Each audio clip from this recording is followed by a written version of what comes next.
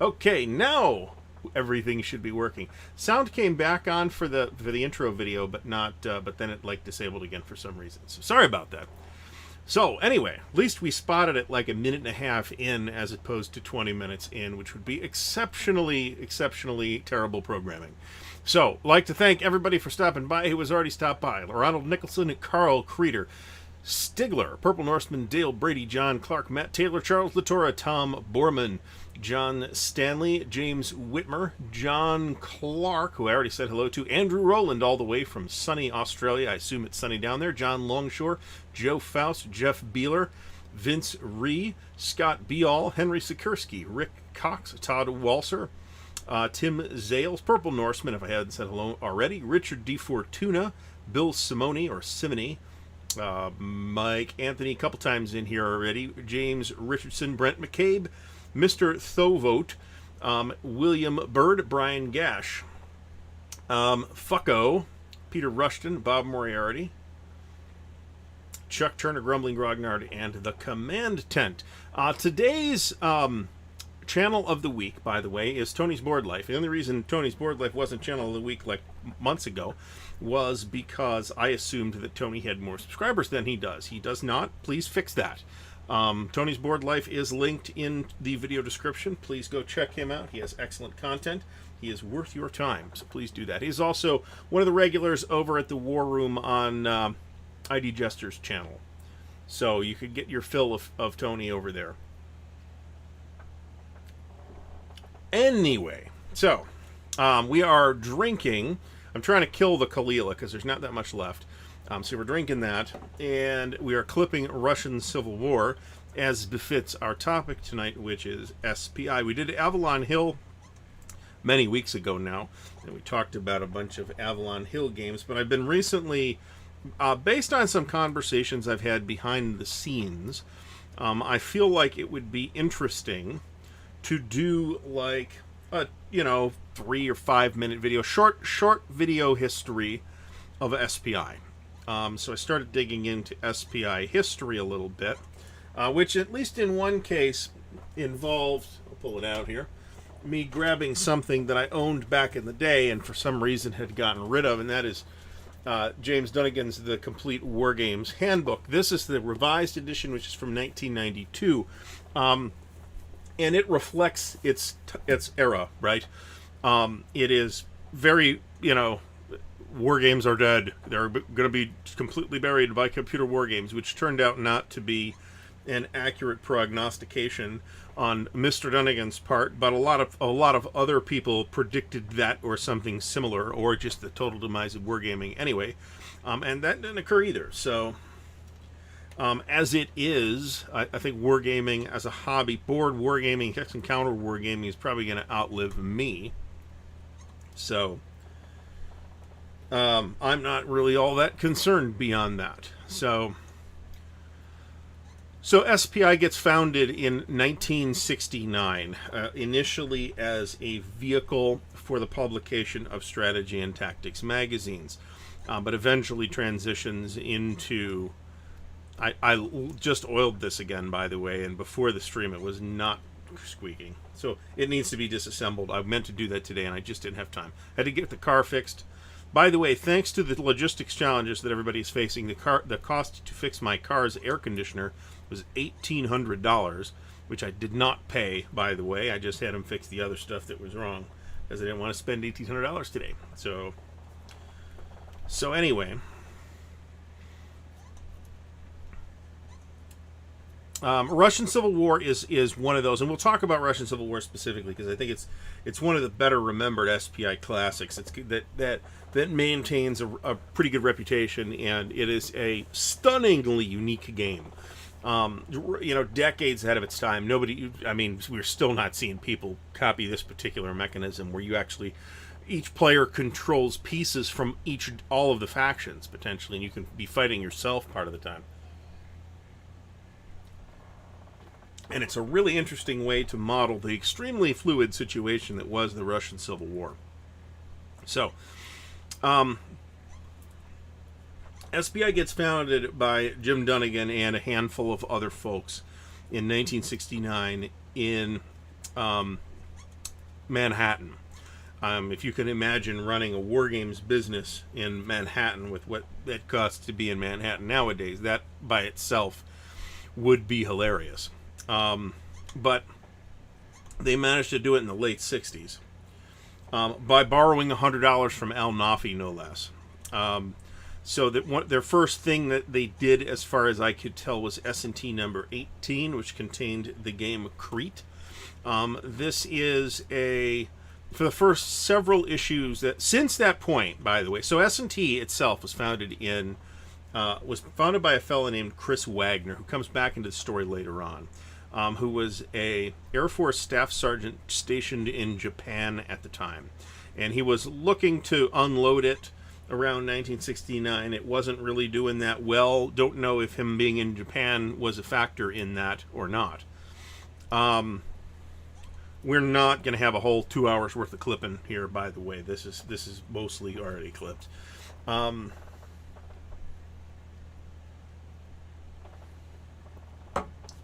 So Dunnigan buys S&T magazine from Chris Wagner for $1.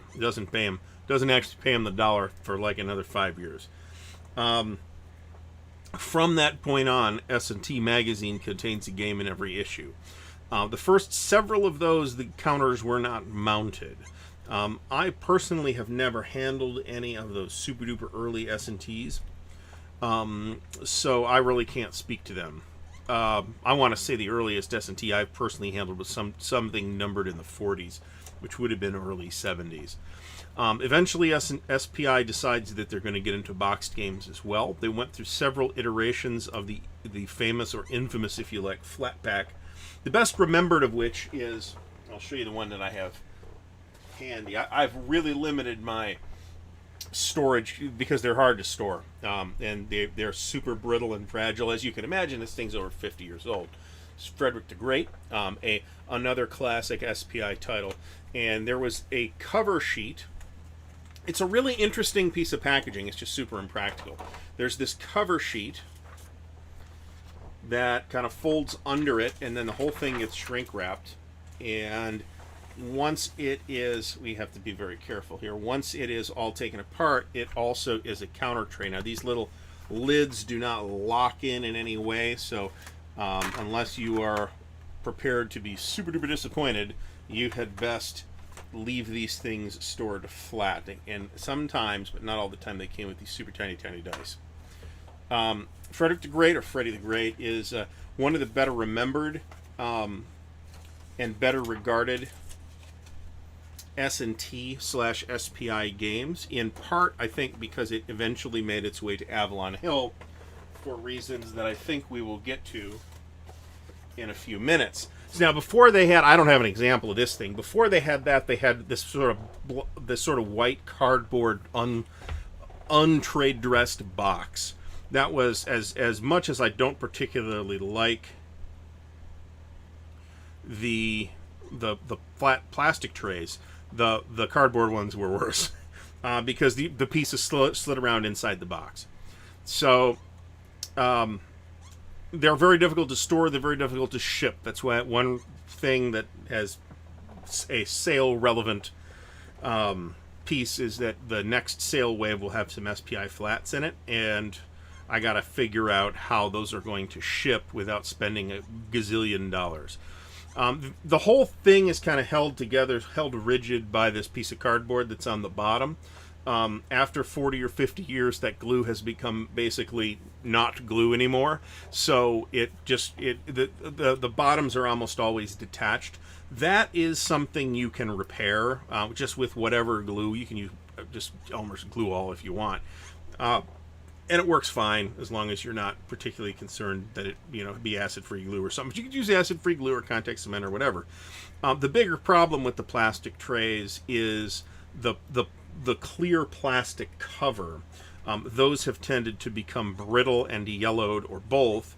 And there's just not a replacement for those unless you go buy. Stigler, if you are talking about the trick of using two boxes, that's something you can do. But if the post office decides that your package is too long, they will come back and charge me, which I don't particularly want to do.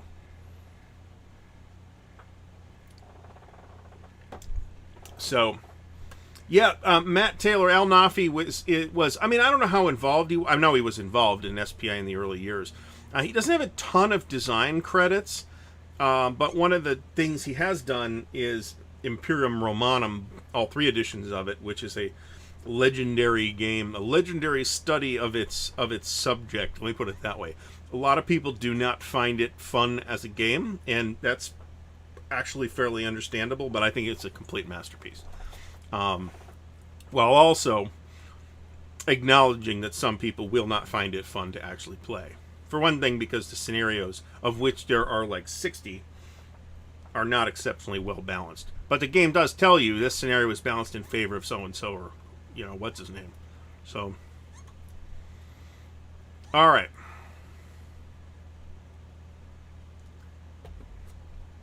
So the game that I gave Fucko tonight has a response card. Yes, you should definitely send that to Avalon Hill. What you should actually do is... I mean, you could send it to Hasbro, which would be funny, but they would just not know what to do with it and throw it in the bin. You should send it to MMP. That would be funnier. As one of the wargaming heirs of Avalon Hill.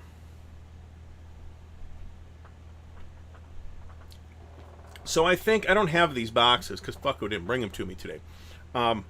There's these these document mailers. You can get them on Amazon in quantities of about 50, which is way too many. But you can use them to store. They fit standard wargame size components. So what I tend to do is I tend to put 4 S&T or other magazine games in 2 GMT trays, and everything else, including the magazines, also fits in one of those boxes. When I have some handy, I will talk about them.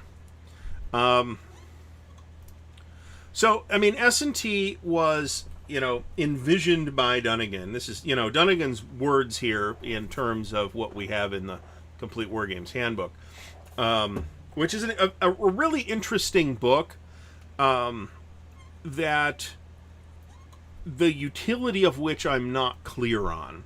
It's got a little less SPI history than I remembered it having, for one thing, but not zero. And I haven't reread the whole thing cover to cover or anything, but there's some interesting stuff in there, like a glossary of wargaming terminology, much of which is still relevant today. So yes, you could totally include me in the other card.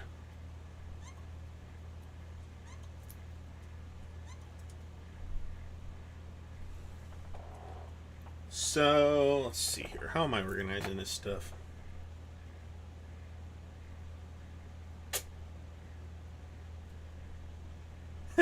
Not the way I'm stacking them. That's what I'll tell you. So anyway, SPI as a company always retained, I think until maybe the last few years, and maybe even then, that idea that this was all a bit experimental. And that we were going to try new and different things and see if they worked. And as I've said many times, and I think a lot of other people have said and feel, sometimes it worked and sometimes it didn't. And, you had to live with the results. If you had the game, you had to live with the results of that, how that worked. And maybe you got a game that you had to put a lot of work into to make it work. Russian Civil War is one that I think does work out of the box. Not that I've actually had the chance to play it, but because it's a multiplayer game, and or I think at least best played multiplayer. But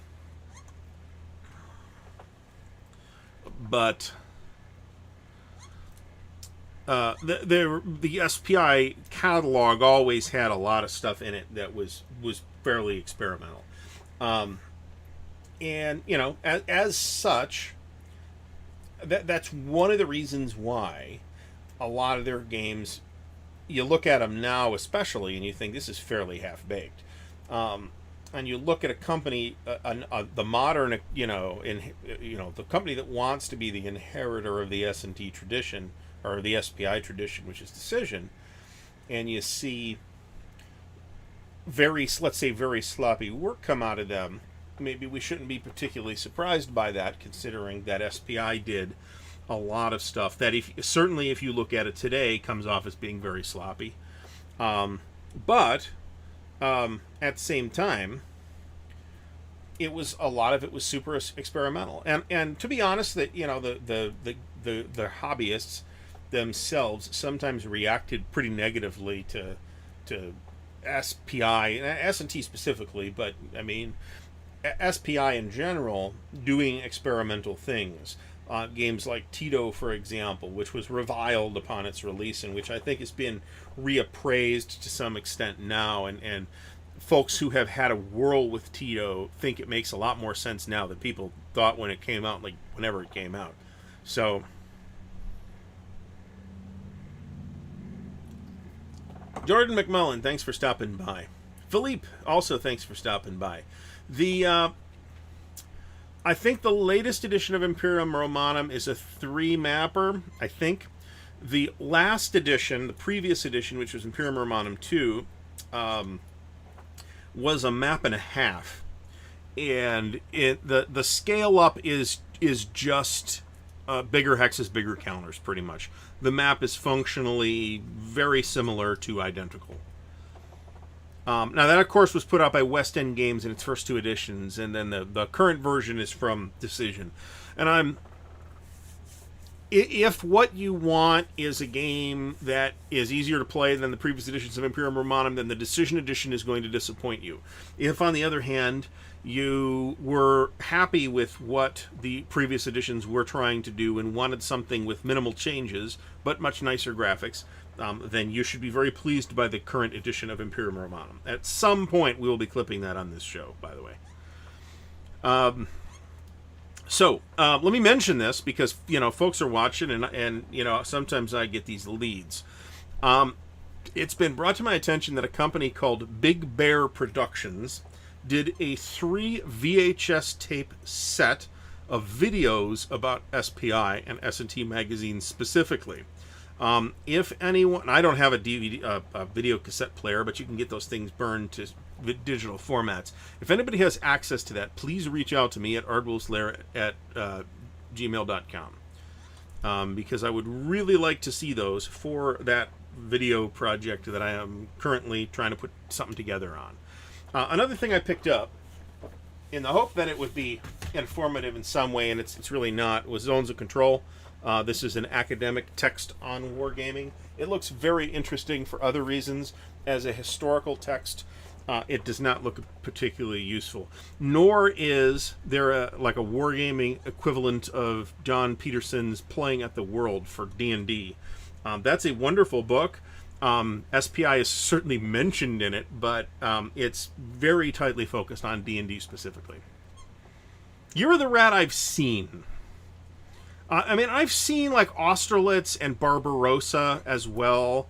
Those were super duper early as well, white box games.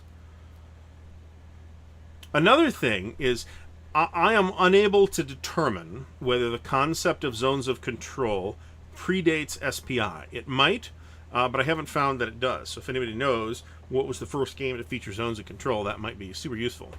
And yes, on Fred's channel, he's going to have the next book club. I nominated Zones of Control, so please vote for that. I'm not sure voting's still open, but John Sai, thanks for stopping by from the sunny Philippines, where the food's better than it is here in Ohio. Which isn't saying a ton, but it is saying something. I had a 6-issue subscription as a kid, and they sent the first issue with a flat tray. So I remember having the flat tray and Paratroop. The only 2 games I remember are Paratroop and the China War. I don't remember other games other than that. Yeah, see, the Stigler, that's kind of what I thought. I thought some early Avalon, the super duper early Avalon Hill stuff probably doesn't, but the Anzio, which predates SPI, if I'm not mistaken, I think that might have Zones of Control. But Anzio changed so much over the course of its existence that I can't rely on my 3rd edition copy of Anzio to tell me whether that's the case or not.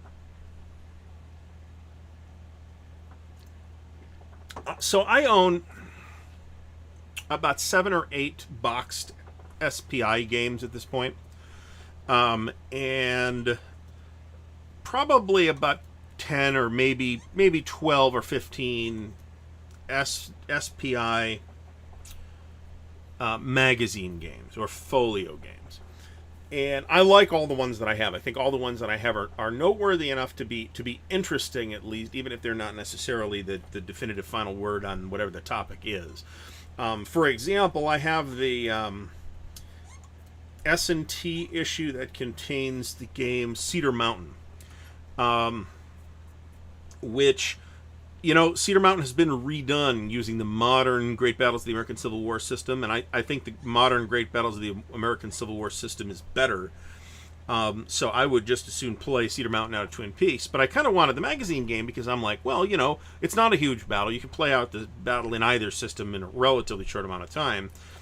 It would be an ideal platform to do a compare and contrast between Great Battles of the American Civil War as it was being developed back in the 70s versus Great Battles of the American Civil War as it was being developed in the 90s and 2000s by GMT, or under GMT by Richard Berg.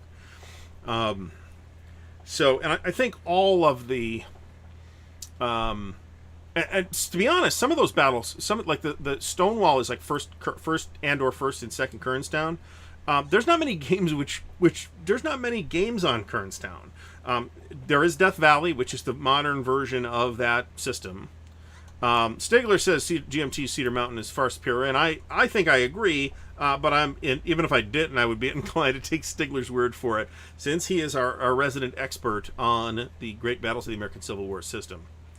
Yeah, I think it was, and I think that's why I picked it up specifically, because I've had the Cedar Mountain. And Cedar Mountain is one of the ones I had back in the day, too, and I never punched it or played it. But I did... Should not be in the way, but I don't want to interfere with the sound either, so who cares? I can always tilt the camera down.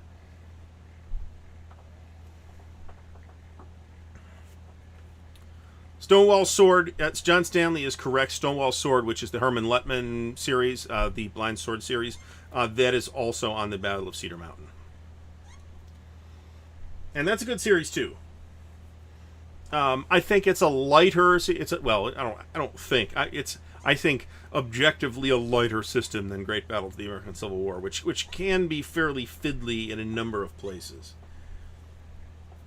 As I think even its aficionados would agree.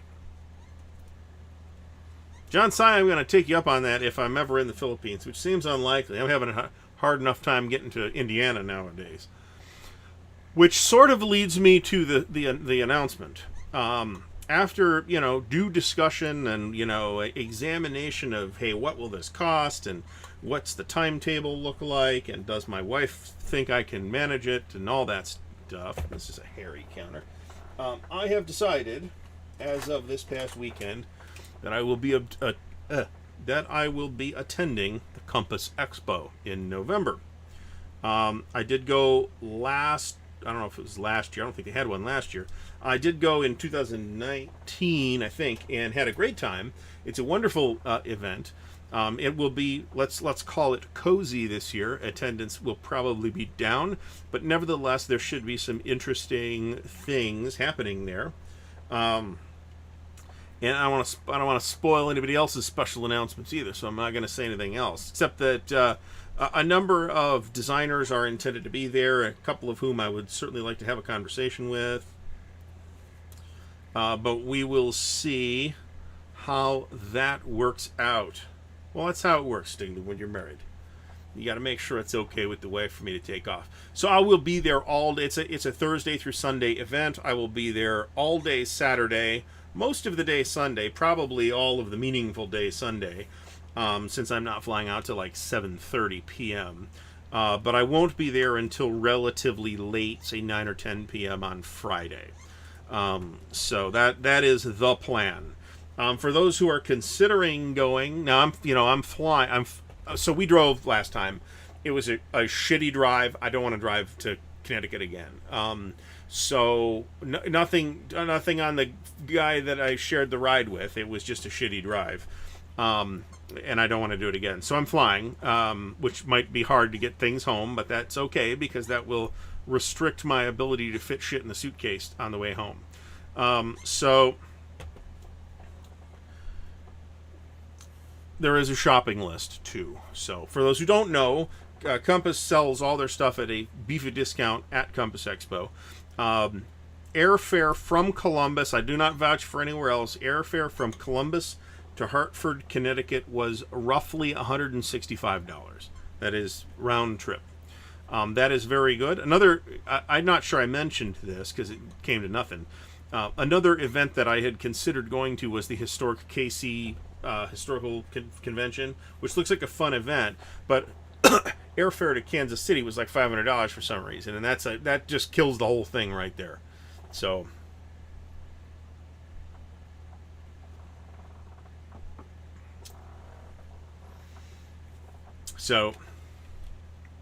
Dale Brady, yeah, I can actually ship it home.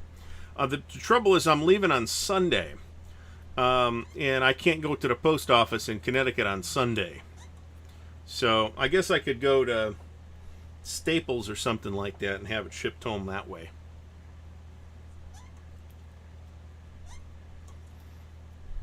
Doug Sunset, thanks for mentioning that. I might have him do that. We'll see. I would rather not buy $2 million worth of stuff. Nevertheless, I went through the catalog, and there's quite a bit that I'm interested in that I don't already have. There's quite a bit on the shelf behind me, thinking about it, but there's quite a bit that they have that's kind of deep backlist items that I never picked up on that I'm still kind of interested in. One example is their game Fall Blau, which has been... you can drive to Kansas City. It's not that bad of a drive. And it was like in July, so it's not like you're driving in the winter. So the problem was that I had driving back from... so the way it worked is I drove to Medina, and then my buddy and I, although he did all the driving, drove to Connecticut. We drove back to Medina. I got my car. It started snowing. By the time I got back home to Columbus, it had been snowing for 2 hours. The 2-hour drive took me about 5. It sucked. So I think my... I have a layover, I think in Charlotte, I think. So... Brian Gesh, yeah, so the things I'm interested in playing at Compass Expo, we'll see. I want to do interviews and, channel stuff on Sunday because I'll have plenty of time. So I want to play stuff on Saturday, and I've already reached out to a couple of people waiting for responses. Things I'd like to play include The War. If anybody has any opinions on that, I'd like to hear it, by the way. And the War Pacific just came out. The only bad thing I can say about it is the title is just so clumsy. It's just hard to look up because of the generic. It's not even generic. It's just a title. Fall Blau is basically a derivative of the Victory in the West system. And there's an expansion for it, a standalone expansion, as far as I can tell, coming as well. So, I have a couple of games in the CSS company scale system that I don't have yet. I would like to pick them up. I'm not interested in their hypothetical NATO versus Warsaw Pact entries, which is why I have skipped the last several. But I don't have Montelimar or Novorossiysk, so I would like to pick those up. There's at least one issue of Paper Wars that I wouldn't mind grabbing. But I don't want to spend $1 million in either shipping or games either. I'd rather play stuff. Another thing I would like to play, as Brian Gash mentions, is Beneath the Southern Cross. That is going to be demoed or play tested or something at Compass Expo as well. These are all listed on the Expo website, by the way. So... Ken Globy says that The War is next-gen Advanced Third Reich. That makes me less interested in it, to be honest.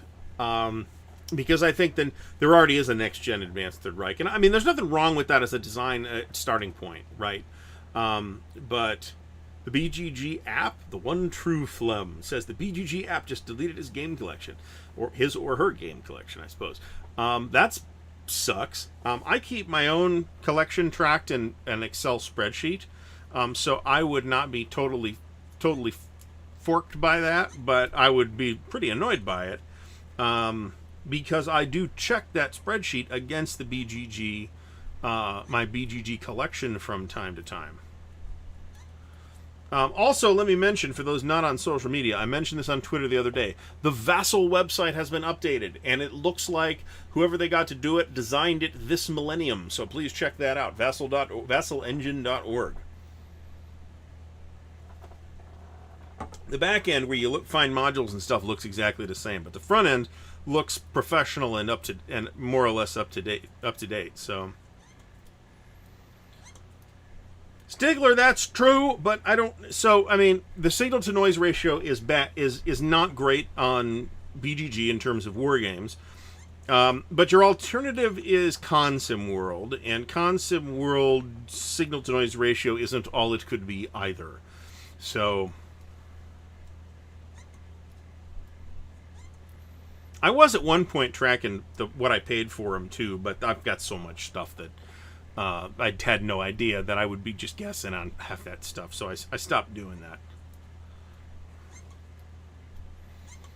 Incidentally, we are streaming with Dan over here on this channel on Wednesday at 6:30 p.m. Eastern Daylight Time, at least whatever Eastern Time is at that point.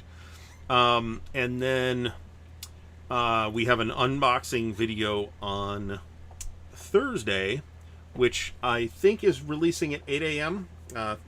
Due to coordination with the Armchair Dragoons, and it is Hanut, France 1940, the game that we were clipping last week. That's the mini-Goss game that I've been looking forward to big time for a long time.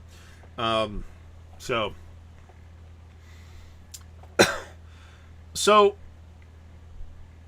one of the people, somebody expressed interest on one of the Facebook groups, I forget which one, it might have been the GMT group, about a World at War.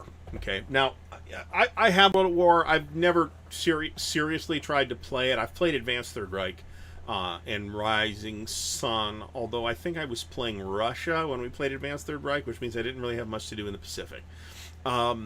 So I feel like, and I think a lot of people are in the same place with the World at War, is that they're not sure that it's worth the time, but there are also other people who think that it is worth the time, and those people aren't necessarily wrong. I'm not even saying that my opinion is that those people are wrong. I'm saying that it's hard for me to make that judgment because it's so complicated, and it is, and I haven't played it. So somebody asked about it on Facebook, and somebody, probably trying to be funny, I doubt they meant actual harm, said, I don't think anybody plays this game. And that's bullshit. That's not true. Now that person may or may not know that, but there is in fact a thriving World at War tournament thing that happens every year at, well, not this year, but or last year, but at WBC. There's a whole room full of people that play a World at War the entire week, one game. There are plenty of people who are into that game, and in fact, I mean, GMT knows that because they reprinted the game when it was at like 100 pre-orders as opposed to 500. So they know they're going to sell the copies, so they're selling them to somebody. So I stepped on that, and I'm like, look, so here's my issue with that kind of flippant statement. Now, I might think that it's funny, and they might think that it's funny, but the person asking the question is like, hey, this looks like I might like it. What's the deal on it? And if they walk away because somebody trying to be funny is saying nobody plays it, that might kill their interest right there. That might be a game that they might otherwise enjoy. If, they want a super anal, very meticulous and complicated 250-page rulebook, Grand Strategic World War II game. There are people that want that exact thing. And we're doing those people who are potentially players a disservice by making flippant bullshit comments. So Mark Ruggiero is a huge fan, among other things, of A World at War. Mark likes his games big and complicated. Slow Biscuit, that's an overstate. You're not wrong, but that's an overstated problem. At this point, the rules changes that are occurring are filling in tiny little edge cases. I mean, that's not exactly true. There's occasionally something that's a little more substantial than that, but mostly it's just filling in little tiny edge cases. The rules are not massively in flux. There was a significant change that happened in the last year or two.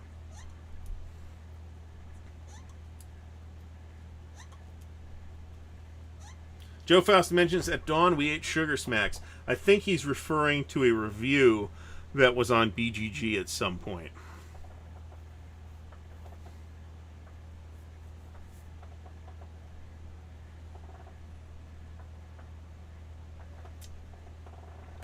I'm convinced that you're right, John. I think World at War is probably easier than it seems. The problem is that the rulebook is not designed to teach people the rules. The rulebook is designed as a reference tome. That's a fair way to write a rulebook, but it also makes it hard for people to approach the game if they don't have a coach or tutor or patron or whatever you want to call it. So, I mean, it's Third Reich with, the additional layers of chrome placed on Third Reich by Advanced Third Reich and Empire of the Rising Sun, and then more chrome on top of that. So,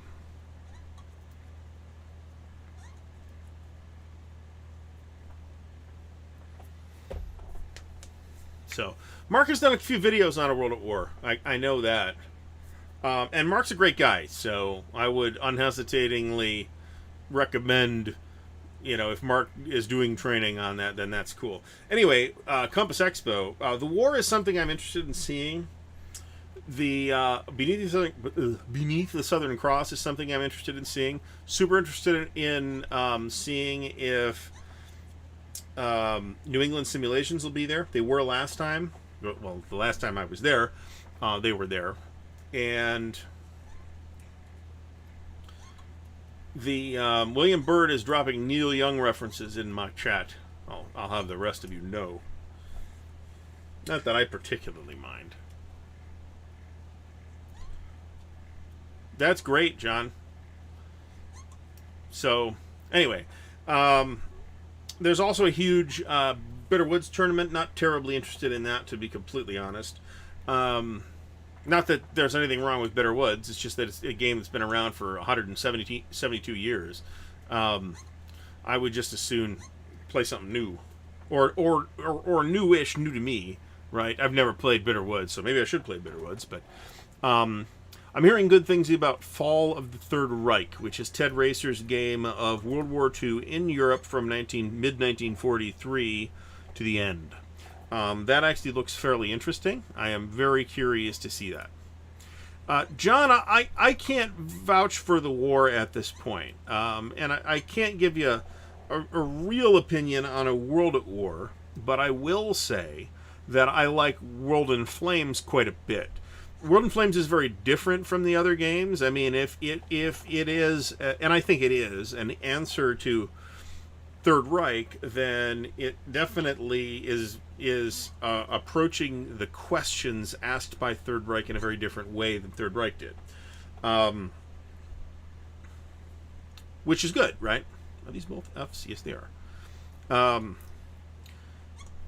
It is an order of magnitude easier to play than a World at War. I will again, maybe I'm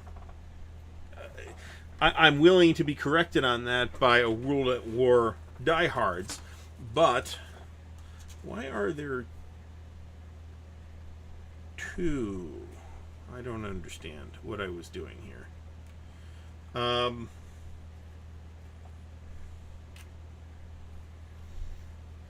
Anyway. You can learn how to play WIF by reading the WIF rulebook. That is something that you really cannot do for a World at War. You just can't. Well, you can. It's not technically totally impossible. It's just ludicrously difficult and not recommended by me. If I didn't mention, Fall of the Third Reich is Ted Racer design as well. And Ted tends to design games that I like, at least when he is doing Hex Encounter stuff. So, Jeff Peeler mentions. Now, I went to as someone who's super duper interested in the campaign for Sicily. I told Dan, I've told him this before, and I don't know why he keeps forgetting. I had ancestors that got off the boat in the early 1900s from Sicily, and I am, partly for that reason, interested in the Sicilian campaign. One of the games I did run down was Sicily, the Race for Messina that Jeff Beeler mentions. That is, again, part of the venerable Victory in the West system, which I think is... Callendale has... You do sometimes have to fight your way through the videos to get to the novel insights, but Callendale has tons of novel insights. Highly recommend watching Callendale's stuff. But, some people find him hard to watch, too, so... I believe... I think I counted this and it was complete. I'm done. We're done clipping this at 8:44. So, and I don't have a backup to clip at this time, just because it wasn't ready. I have plenty of games that still need to be clipped. Incidentally, for those who have heard me mention the Container Store trays, these are the large ones. These are 32 compartments. They raised the price on these. They are now $6. They do fit standard half-inch wargame counters very well, and I use these for ASL, what else? Gauss, and one or two other games. I use the smaller ones for a few other games. All right. This is one of the very late in the game, as it were, in like 79 or 80, I think a little earlier than that, I think 78, 77, SPI started doing stuff in conventional bookcase boxes, many of which have blank backs, but the bottom's not printed. Russian Civil War was apparently late enough. This says 1976, but this was also part of the Power Politics series. I'm doing a very bad job framing these. Part of the Power Politics series, most of which had a bit higher production values. Other games in the series included their boxed version of The Plot to Assassinate Hitler. Invasion America, I think, was one, which did not have a mounted map, but it's a double-sized map, so I assume that's why. There were a couple other ones in that series as well. Those trays I get from the Container Store. You can get those from their website. They're called large compartment trays. You can't get those at Michael's. You can get the Doris bead trays at Michael's. Don't get them at Michael's. They're 3 times more expensive. Get them from Amazon or Walmart instead. Those are large. I don't have one handy, or I would grab it. I use those for whiff. They're quite large, and it works for whiff because you get like these huge pools of, say, fighter aircraft that you need to put in. So it works for the way I organize whiff. I have not clipped. I am dozens of counter sheets behind clipping ASL.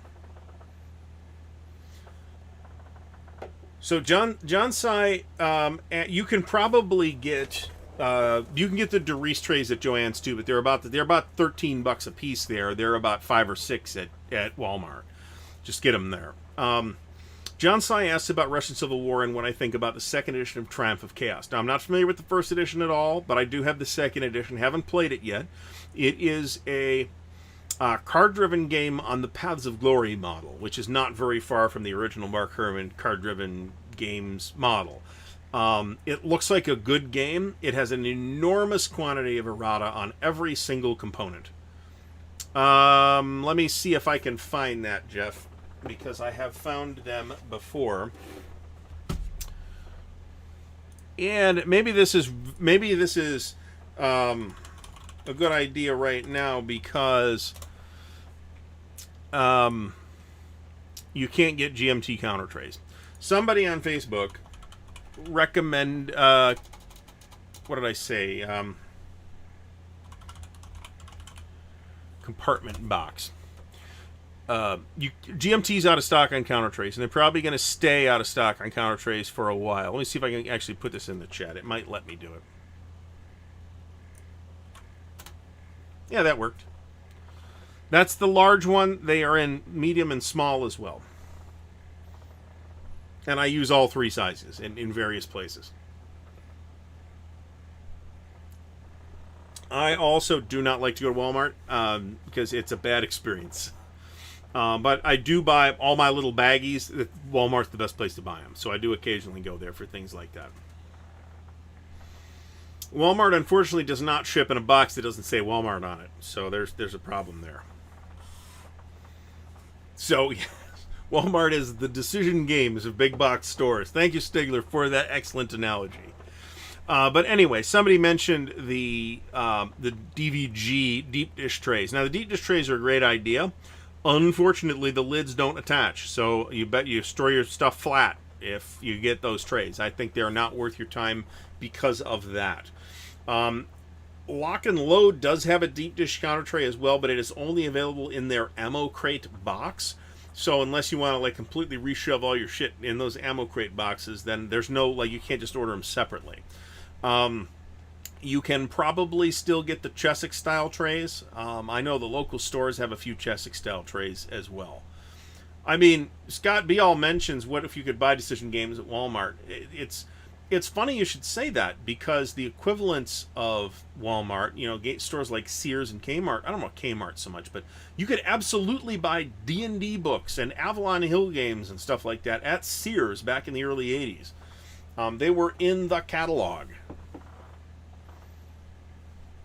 So, and now you can get D&D at Target. So there's that. I mean, it's not the books, it's the starter set, but still.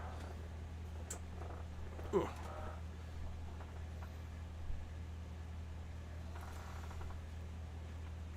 Not Stigler. Although feel free. Callendale's recent effort was Fifth Frontier War, which I have those queued up to watch. I will be watching those with great interest. I love the way Lock and Load is approaching their product lines. I love the way they are engaging with content creators and the community. I deeply wish they did more games that I was interested in. They do not too much stuff because it's working really well for them, but they do a lot of stuff that I'm just not on the market for. So,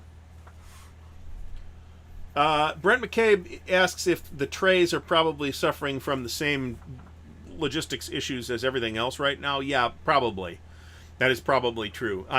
I'd be very surprised if those weren't manufactured in China, and even if they're manufactured, you got to get them on a container. So we had the show about these logistics problems, and there was some pushback about that. It's like, oh, it's ridiculous to say that you can't get this stuff done in the U.S. Well, it depends what you're talking about. I tried to point out the finer points of the issues in that episode. But one of the problems that is occurring right now is that it used to, if you wanted to rent a storage container and have it shipped across the ocean, that used to cost a few $100s. And now it costs tens of thousands of dollars. So it is a huge problem. You can see, month by month as GMT updates their stuff, that growing list of things at the printer. That's probably all the whole pipeline from the GMT to the printer back to GMT. That they're having problems with. There's probably all kinds of stuff that's in various stages of waiting for a boat or on a boat or sitting in customs or whatever. It's going to take a long time to clear that backlog out and return that situation to complete normalcy. So, I don't remember seeing at the hobby store that I went to as a kid. I really don't remember much SPI stuff, but then again, by the time I was going there and paying attention, which would have been 82, 83, 84, SPI was not around, right? So here's the deal on that. SPI gets themselves in a negative cash flow situation. So they can't pay their printers. So they borrow money to pay their printers from some venture capitalists, and then they got to pay the venture capitalists back. They approached a bunch of different places over the span of a year or two, probably. They ended up selling some titles to Avalon Hill, which included things like Freedom in the Galaxy and Frederick the Great and a few other things. And I think Panzer Blitz was before that. And that money gets spent immediately to keep the business running. And then they find themselves in a situation where the venture capitalists won't give them any more money, so they have to get a big loan from TSR. Security for that loan against TSR is SPI's intellectual property, which means their games. Now, this was sort of TSR's take on it after the fact, that we've acquired their assets but not their debts, which is, talk to a lawyer, but probably legally dubious. But nobody sued him, so I guess it went over. In the first couple of months of 1982, a couple of weeks after the loan, which of course SPI immediately spent to pay back the venture capitalists, TSR calls in the loan and basically seizes the company. They send one of the Bloom boys to New York City to say, hey, we're going to keep everybody, we're going to keep almost everybody, except you're going to all have to move to Wisconsin. So once Bloom boy leaves, that's what would have been Kevin Bloom, not Brian, who stayed back, who was one of the troika running TSR at the time. The other was Gary Gygax.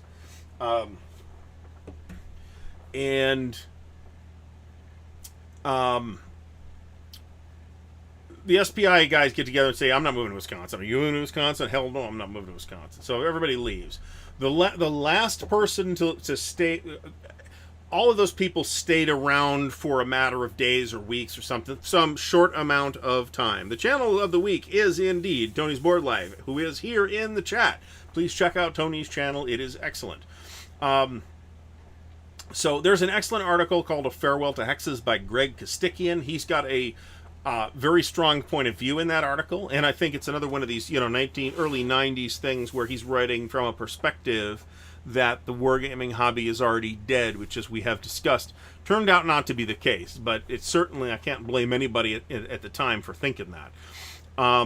So Mark Herman rounds up a bunch of the SPI employees and sets up another shop called Victory Games that is funded by the Dots, who are the owners of Avalon Hill. And Victory Games operates until about 1987 or 1988 as like an independent label under Avalon Hill. And after that, I think Avalon Hill publishes a couple games under the label, but they're not really Victory Games anymore. One of the first people to go was Redmond Simonson, who was more or less running the company at that point. The last person to go was the late David James Ritchie, who stayed with TSR and did a bunch of D&D stuff with them. I was really rather surprised to see his name on as much as I did. And he also did one or two of the Spitzer war games as well. So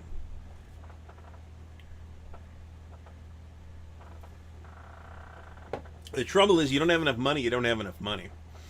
Years later, Redmond Simonson was asked some questions about it, and his position was at the time that SPI was just undercapitalized. They just didn't have enough money, which is, another one of those. Patrick's Tactics and Tutorials, I don't think so. I feel like something like Across 5 Aprils was later than Central America, because Across 5 Aprils, the box doesn't look like a Victory Games box. The Central America box does look like a Victory Games box, but I would have to actually go in and check the timeline for that. BGG is actually good for that.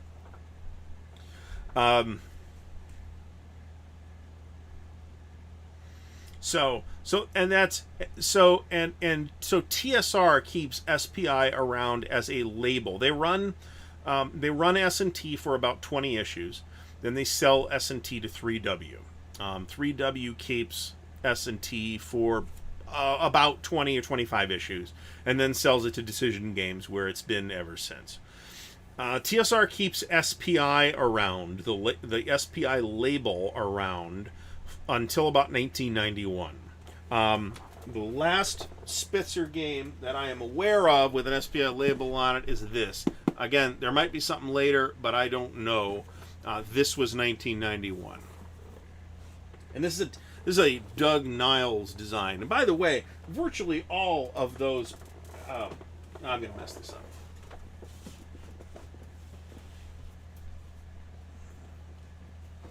Virtually all of those SPI, well, them too, the TSR employees of the era had significant wargaming cred, right? These weren't people who just, that's irritating. These were not people that had no wargaming experience with either the miniature side of wargaming or the hex and counter side of wargaming. These were mostly guys that played both.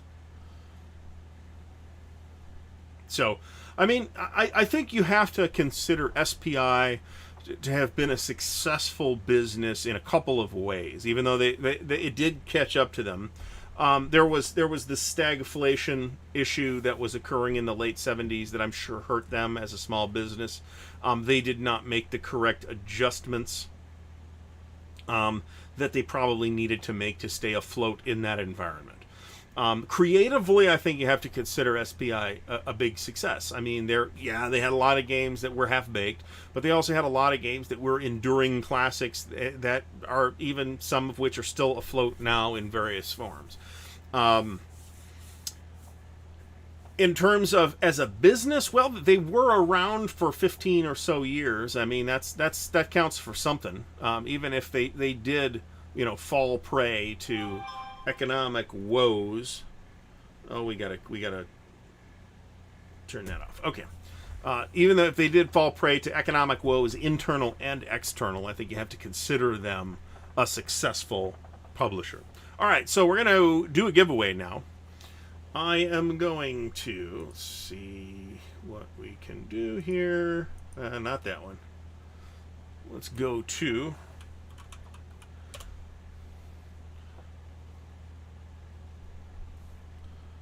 random.org.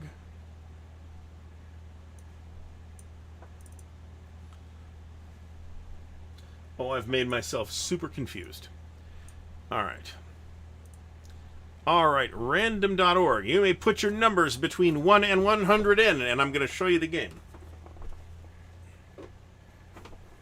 First game we are giving away tonight is Shiloh. This is the other game in the Civil War Brigade Battle Series. This is from Worthington Games. The component quality is really nice. I believe it's unpunched, although some of the counters might have fallen out of the sheets.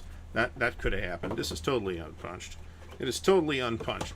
Very high production values from Shiloh. Once again, if you are not in the U.S., then you're going to be asked to assist with shipping. We did have one of those from last week. All of the previous winners have had their stuff shipped as of today. I had everything labeled and boxed and ready to go last week, and I took stuff up to the post office. The post office was randomly closed. The next day, I took stuff up to the post office. The post office was randomly closed. So I don't know why, and I was not able to get to the post office on Saturday, which means I did it today. So, numbers between 1 and 100 for Shiloh from the Civil War Brigade Battle Series. If you win, you will email me at Ardwulf's Lair, all one word, no apostrophe, at gmail.com. All right, get your numbers in right now. I'm typing the cutoff notice in here right now, and I will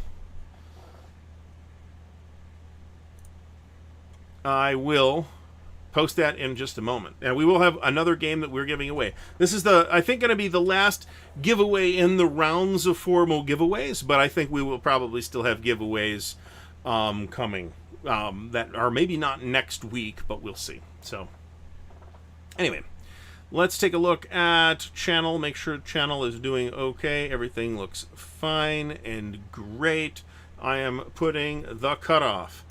Charles, there will be another game in a little bit, so we're going to flip back over to Site Monitor, and we are going to generate a number between 1 and 100. That number is 76. Okay. Fucko has 76. Does anybody else have 76? Matt Davidson has 77. This is much bigger. By the way, Harry Z has 75. John Longshore has 666. He doesn't qualify. I'm not seeing another 76. John Clark and Bisnunia got their numbers in after the fact, after the cutoff, but we also... Shiloh, April 6th to 7th, 1862. Civil War Brigade Battle Series. Their Chancellorsville game is not part of this series, by the way, which is too bad. It's a missed opportunity, I think. So it sounds like our winner is Fucko. Fucko knows how to get a hold of me. So, now he says give it to someone else. How about that? All right, fine. We're going to take him at his word for it. And we'll roll again. Let me put the thing up. All right, number 2 is 4. The command tent has 4. Does anybody else have 4? I see other single-digit numbers. Good news about picking 4 is it's easy to spot. Okay, so Fucko does not want this gem of a game. It is actually quite a nice game. So if don't think I'm being disingenuous when I say that. So our backup winner is the Command Tent. Mr. Tent, please send me an email at ardwulfslair@gmail.com. All one word, no apostrophe. You know how to get a hold of me also. So congrats to Mr. Tent. So one of the reasons why I keep a spreadsheet is to keep track of shit that I've already got. So I don't accidentally buy it again. Because I don't know that I've ever done that with a war game. I don't think I've ever done it with a war game, but I'm pretty sure I have done it with an expansion. And I don't want to do that again. So I know where he lives. I can drop it off at his house. Not the command tent, but Fucko. So command tent, send me an email, and we will get this out to you. Please send me your address and put that you won Shiloh in the email so I don't mix it up. So, John Longshore mentions you can donate excess war games to things like colleges or game clubs or whatever. There's a game club. Mom, we got a big game club here that I'm thinking of giving 1 or 2 things away to that I think would not be appreciated by the Ardwulf Lair audience. Let me put it that way.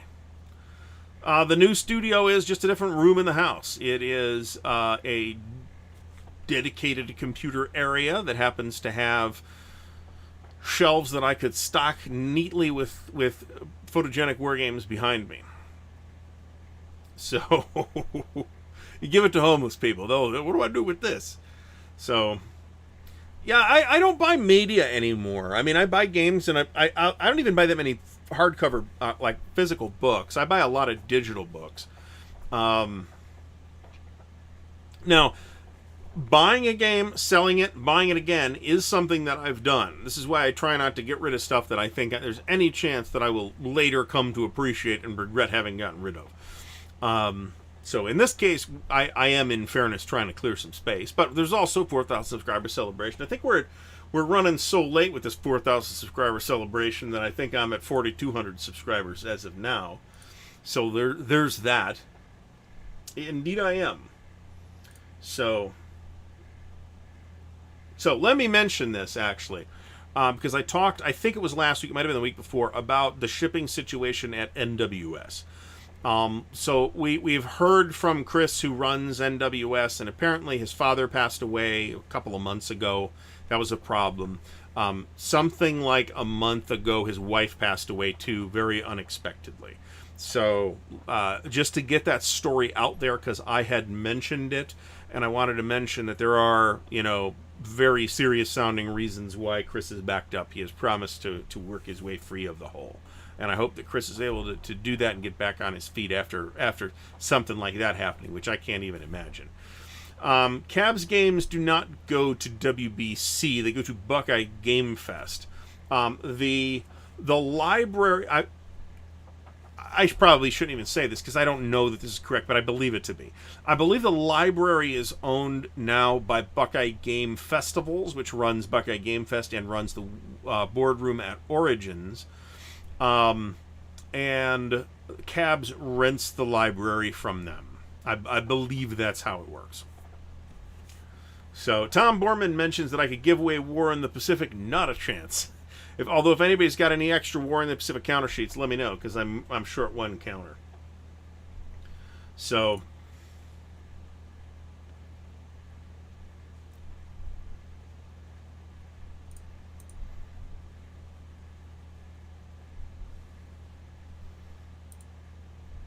Tony Mammal says, "What's the highest number of times you've ever owned the same game?" Might be 4, but it's not. It's not a war game. War game, the maximum number would be. I can't think of an example where it's 3. I can think of examples where it's 2. I mean, behind me on the shelves there are plenty of Avalon Hill examples where it's 2. I had asked, I think last week.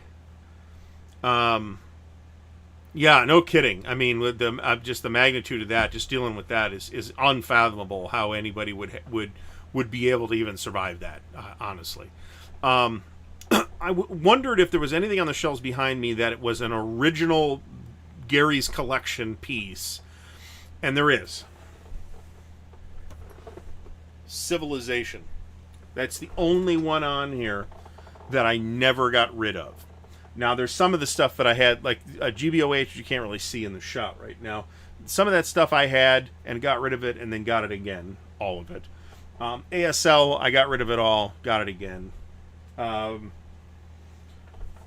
RPG that I did that with was Ars Magica, because I was convinced it's like, boy, this is neat, but nobody's ever going to play it. And I got rid of it and got it again, got rid of it, got it again, and got rid of it, and then got it again, and then I finally sold my then gaming group on it, and we ended up playing it for most of a decade. So, Iggy Critical says, can I compare a Time for Trumpets with Gauss and BCS? Not really. I can't compare a Time for Trumpets with anything because I haven't played it, and I haven't played the predecessor game, Bitter Woods. So I don't feel... well, I did want to mention that. I did want to mention Chris's issues, and that appears to be why he's having some significant problems. So I think we can all understand, that maybe our game does not seem that important when somebody's in that situation. Anyway, I haven't played A Time for Trumpets or the antecedent game Bitter Woods. What I can tell you is that it is a 5-map battalion scale treatment of the Bulge. Nate from Wise Guy History has just done a comparison between A Time for Trumpets and BCS. The BCS entry is Last Blitzkrieg. Now, BCS is a really interesting and innovative system that does a lot of new things that will feel very unfamiliar. Most of the criticisms that I have with BCS or things that I found unsatisfying about BCS apply less or not at all in the Bulge.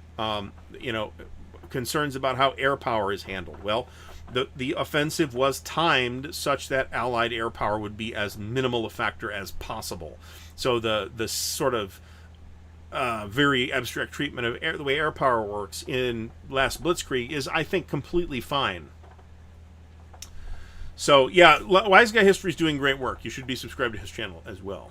Wise Guy Nate, I'm calling him Nate, because that's his name. But then the Gauss entry, I guess we should mention that there is an SPI classic. This is going to set Stigler off. There's an SPI classic called Vok Dam Rhine, which is a 4-map battalion scale Battle of the Bulge. There is a Decision Games reprint. It's not a reprint. It's a revision.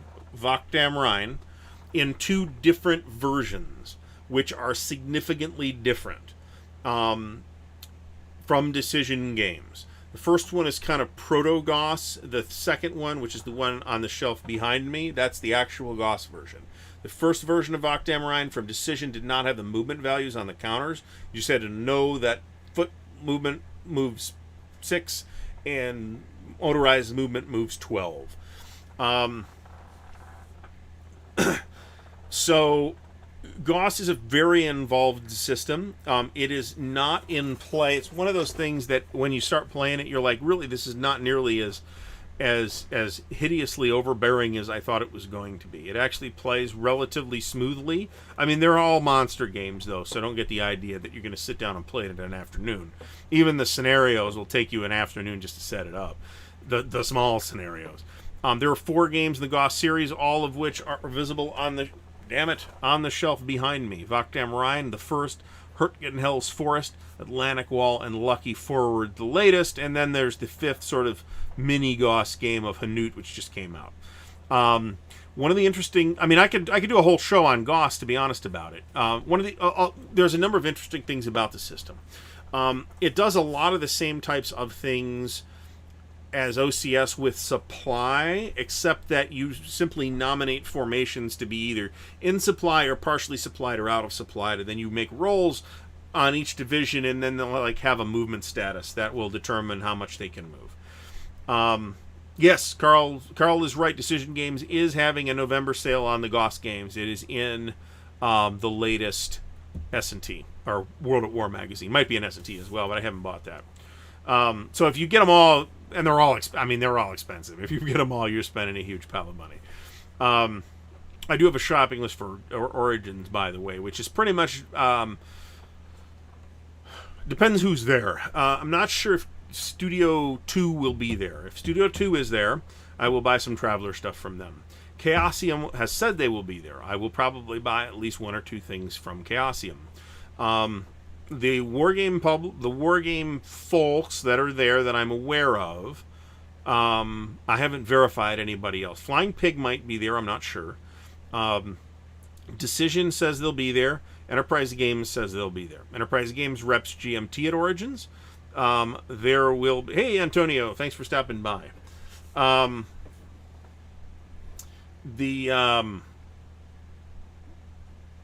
I lost track of what I was saying because Stigler's going off in the chat. So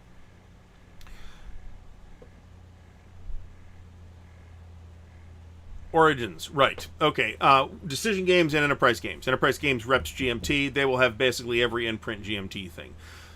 The thing is, I kind of have every in-print GMT thing that I want. I do not, however, have RAF from Decision, so I will probably buy that from Decision. Otherwise, I think I'm going to put a relatively restrained lid on buying stuff. I will be honest and say, so John, here's the thing. Goss is too much for a lot of players. I think there's no question about that. Just in the same way that ASL is too much for a lot of players. It's not as complicated as people think it is necessarily, but it's not simple, and a lot of people just don't want to deal with that, and that's a completely reasonable decision for an individual gamer to want to make. On the other hand, John, you own the Diffraction Entertainment Second World War stuff, and in no sense is Goss particularly more complicated than that. Goss stands for the Grand Operational Simulation Series. Scott Beal has a fantastic idea. We should do a GoFundMe for that.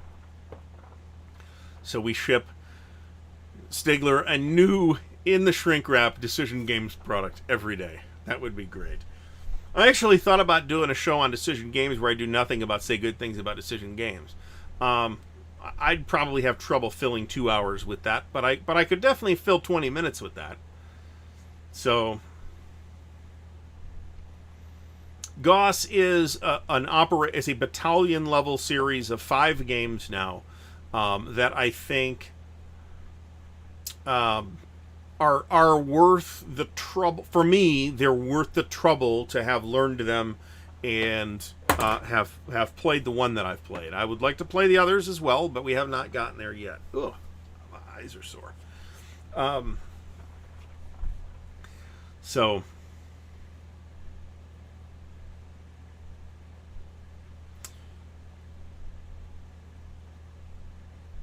favorite, who's asking this? Jeff Beeler asks, favorite or most played SPI game? That's hard to say. I mean, so my earliest memories of gaming are SPI, right? So it's hobby gaming anyway. So it's hard to judge that as, quality play done when I was 9 years old, right? The D-Day system from Decision is, at least the first three, I don't know about the fourth one because I haven't really seen it. The first three are designed by John Butterfield. They are excellent. There are some production problems with a couple of them, but the D-Day games are excellent. They only because I wanted to fit some Victory Games stuff. That spot that is currently being filled by Victory Games was previously Decision, more Decision stuff. But I figured that Goss and there's another Goss behind me on the bottom shelf, or not Goss, but Decision Empires of the Middle Ages. I probably of time invested in an SPI game. The answer to that was almost certainly War in Europe, but you can see why, right? In terms of number of hours garnered.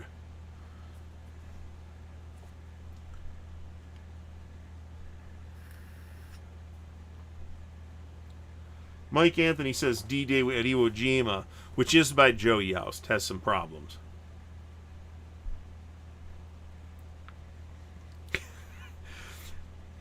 John, you're having fun with him now. So Stigler is on record as not liking MMP's artwork, which he makes a blanket statement about, even though the different parts of it, MMP have radically different looks.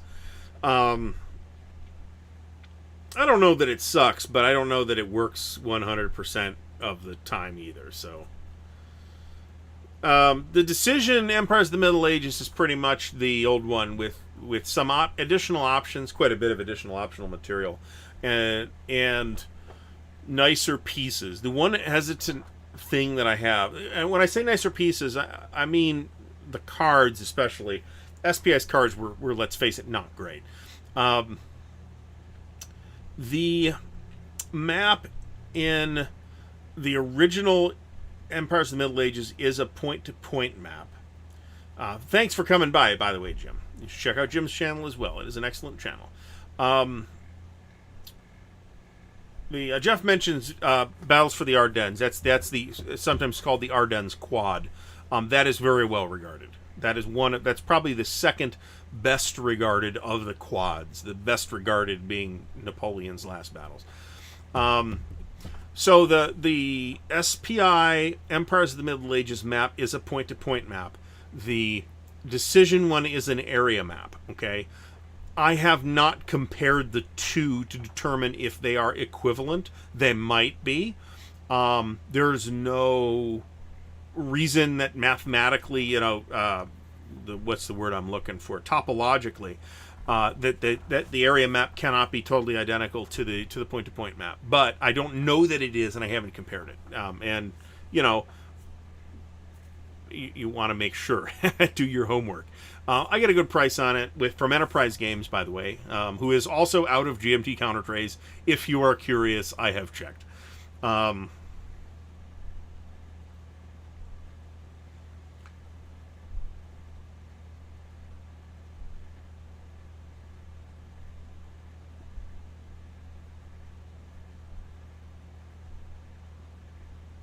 So, I mean, if you want to say that aesthetically Empires of the Middle Ages, released I think in 1980, it was a good game for 1980, then I'm going to completely agree with that. I think it's a pretty good looking game. And generally speaking, unless your game, whatever game it is, has registration problems on the counters, I really liked SPI's counters. Their cards not so much. For those games that had cards, and at least three of, what do I got? Freedom of the Galaxy and War of the Ring down on the bottom down here, and those. Let me see some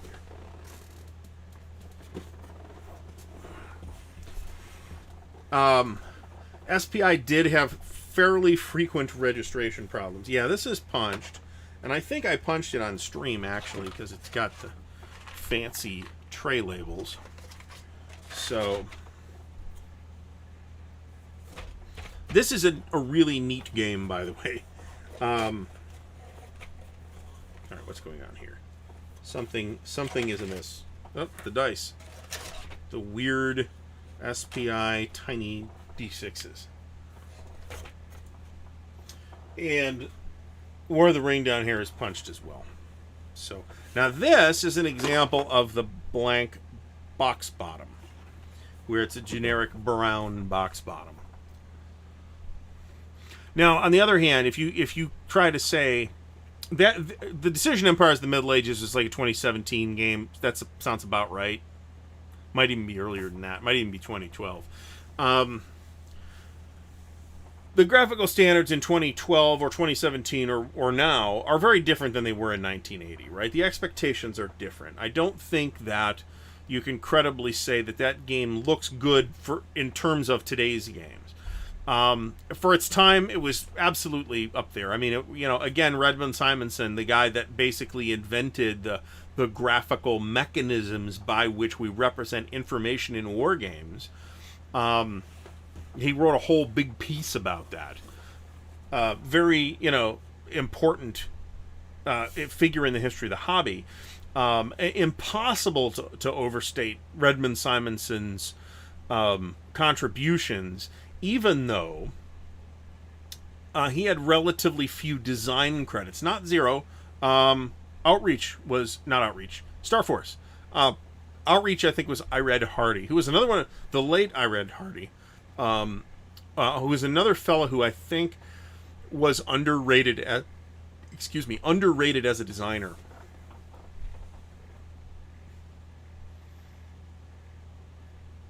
Star Force would be a bit of a waste in a flat. It doesn't really have that many pieces.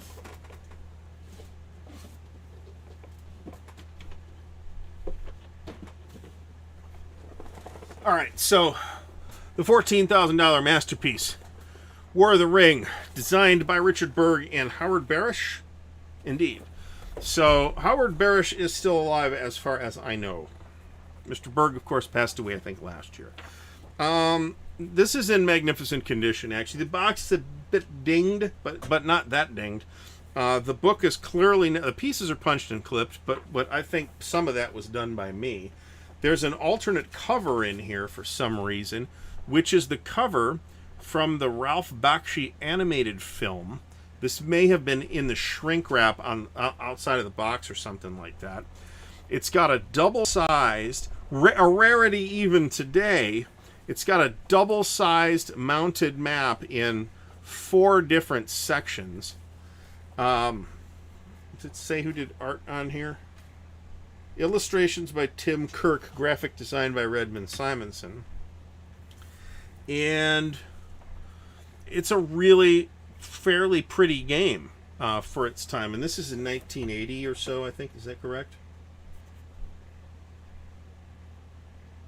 This says copyright 77, but that's the Tolkien Enterprises copyrights. That isn't necessarily when the game came out. And the pieces are pretty nice too. Whoever had this thing in the past actually put everything in an SPI counter tray, but then cut compartments for the cards as well, which is a very interesting way to handle that. And really a pretty good idea, considering the mounted board means you're not going to get decks of cards in this box. This thing is packed solid. So, John Sy mentions that Richard Berg passed on July 26, 2019. So, now there are. Let's talk about the inheritors of the SPI tradition, whether they're like the official, successor company or not. Right now, the rights to SPI stuff lie largely with Decision Games. There are a few things but because I think they were sold off by 3W, there are a few things that are still in the possession of Excalibur Games. Off the top of my head, there's Battle for Stalingrad. There's a few others as well. There's To the Greenfields Beyond, I think. And there's A Mighty Fortress, and there's a few other ones as well. Oh my god. Doug Sunseth is talking about the TSR. Now, who was at one point the successor to SPI. So let's, just to give you a sense of... Okay, so this is my copy of Wellington's Victory. Other than the redone graphics, I'm not sure it's particularly difficult. It's got a huge stack of counter sheets, which are typical TSR center nib counter sheets. This is the more attractive of the two between this and Terrible Swift Sword, by the way. And I think I'm going to make Stigler happy when I say the next thing I'm about to say. Okay. So this is the TSR, it's hex art, it's plain, it's very autumnal colors, which, the battle happened in July, so I'm not sure that's a good artistic choice, but I'm not sure they thought about it in those terms at all. This is this is the Mona Lisa compared to their version of Terrible Swift Sword, which is hideous. This, as ugly as it is not as hideous as some of the early Gamers Civil War Brigade series maps, which are among the most artistically hideous I have ever seen to this day.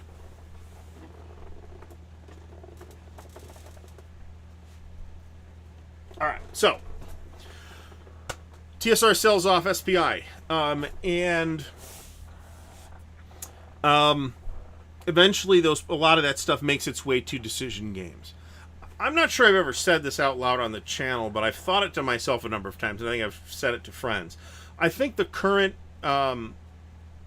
analog to Avalon Hill is GMT. Okay, GMT does a lot of games. I'm talking about today's GMT, not the GMT of 15 years ago, where it was almost entirely Hex Encounter war games. Nowadays, they do a lot of different kinds of games, many of which cannot be reasonably considered war games. But that is very much in parallel with the way Avalon Hill ran things for a long time. They did not become a purely wargaming company ever, at least until the very end. So, what is the I have a candidate here. So the official inheritor of SPI's legacy is Decision, right? Because they hold the rights to most of the stuff. They've continued to publish Strategy and Tactics magazine. But in terms of the creative space in which SPI operated, where they did a lot of experimental games, they did a lot of games that were designed to be quick, high impact games. I don't think you can at all realistically say that Decision Games operates in that manner. I think a company that does is Hollandspiel. Hollandspiel is relentlessly experimental, and I think there's a lot of their games. I think the polish level is way, way higher at Hollandspiel than your average S&T game of any era. But they are nevertheless doing a lot of innovative things, both inside the wargame space and adjacent to it. Those early CWB maps, I will say they are usable because you knew what terrain you were in, but man, they were ugly. So Fast Hines, thanks for stopping by. A limb of a great tree, welcome to the stream. I think Empire of the Sun is a gorgeous game, to be honest. But I've always found Hex Encounter wargames to be aesthetic, at least attractive Hex Encounter wargames to be aesthetically pleasing. Six Actual, I have an apology to offer you. I don't know, I haven't reviewed last week's stream. Six Actual was supposed to be last week's Channel of the Week.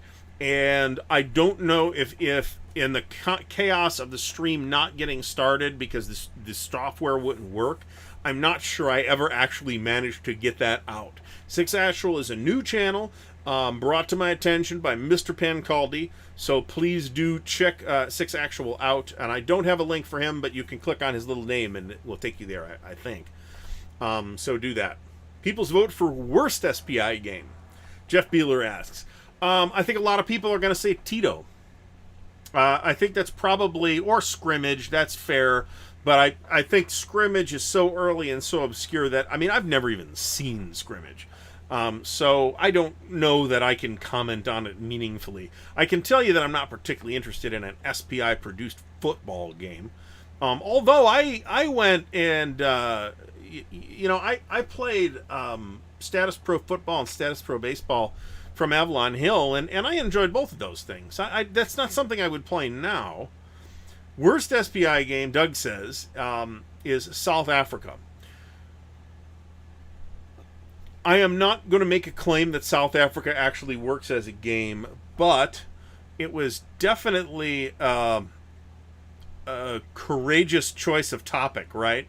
I think it would have been, I mean, and let's state the obvious. So what South Africa is, and maybe I'm going to say this in a specific way that makes it that might give the wrong idea, is that the South African apartheid South Africa regime collapses in a race war between the white minority and the black majority. That's basically the game. So it's one of those hypothetical situations, and of course the South African regime ended in kind of exactly the opposite way of that, fortunately, but it was, you know, a pretty bold choice of how to put that topic together. Doug mentions that it was a political statement, not a game. And that's probably true. And I don't know who the designer of that was off the top of my head. Somebody will tell me.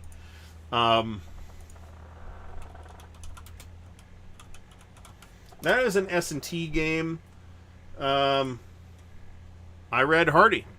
That is an S&T game. I have the game, but not the magazine, and I've never tried to play it, and I don't know if I will. 1977, so mid to late period, SPI. Not a bad looking map, actually.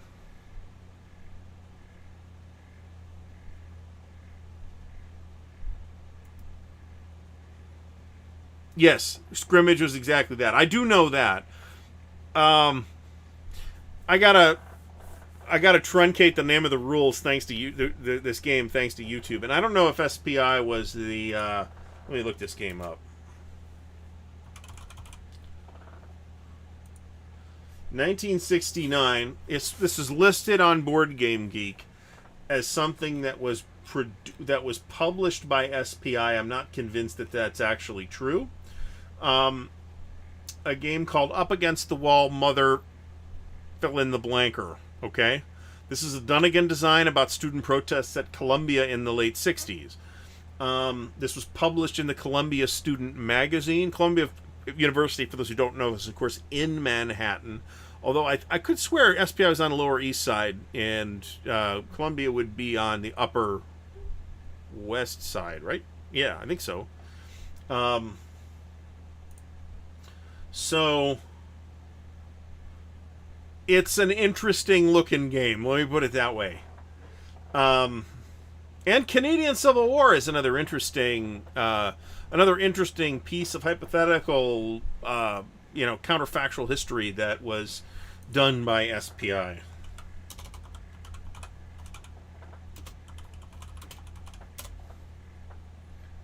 With a fantastic cover, by the way. And that's a Dunnigan design. Canadian Civil War. That's a.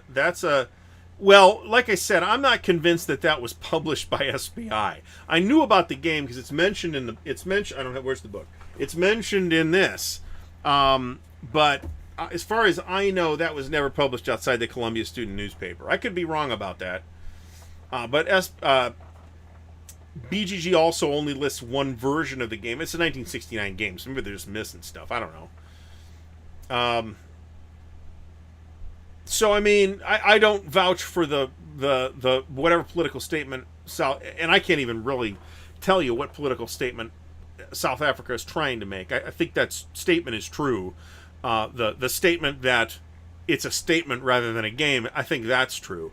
I don't know what that statement is because I haven't played the game. At some point, maybe I'll get around to it, but it's not a highly regarded game. Let me put it that way. Neither is Canadian Civil War.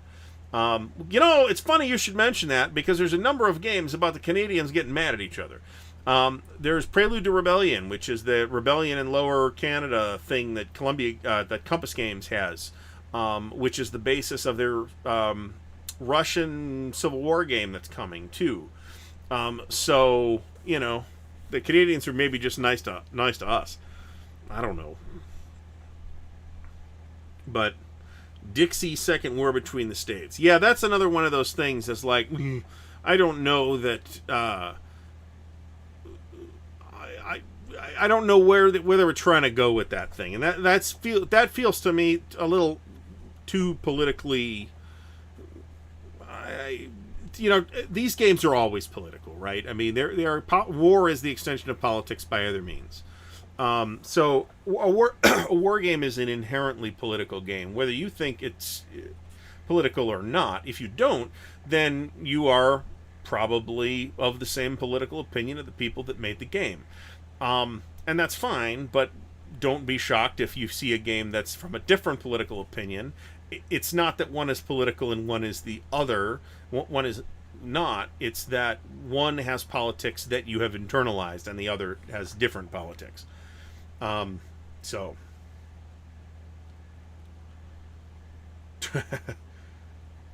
Doug, is it turgid or turgid? I think it's turgid.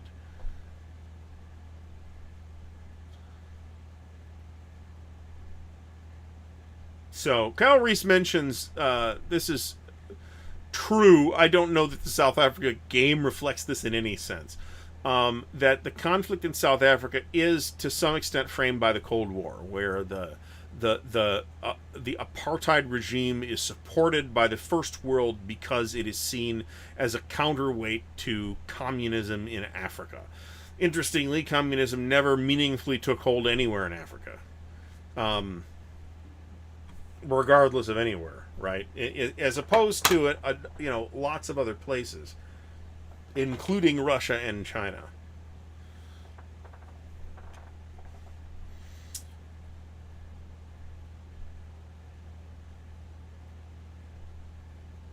So Doug says soft G. So turgid. I think I've always mentally said it as turgid, but that may have been the kind of word that I've seen a lot more written than heard spoken.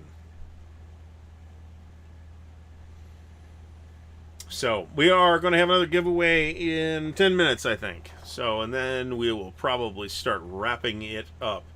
Did Zaire have a communist regime? That was there for any length of time? I didn't think so, but hey, what do I know? I know very little about African history, to be honest.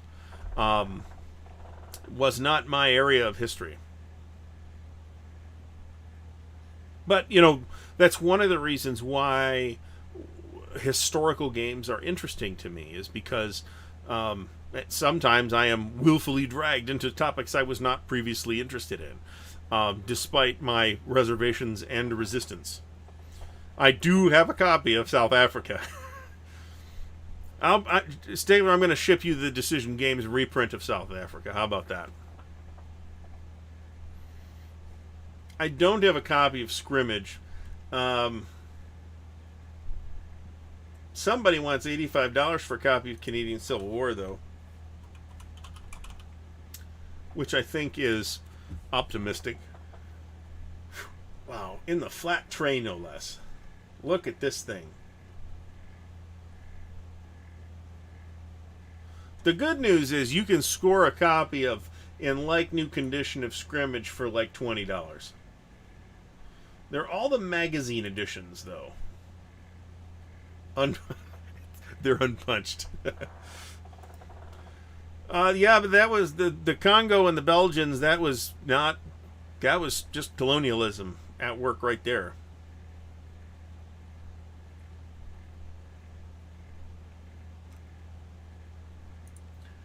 I would be very curious to see Scrimmage, actually, thinking about it. And again, that's a Dunnigan design.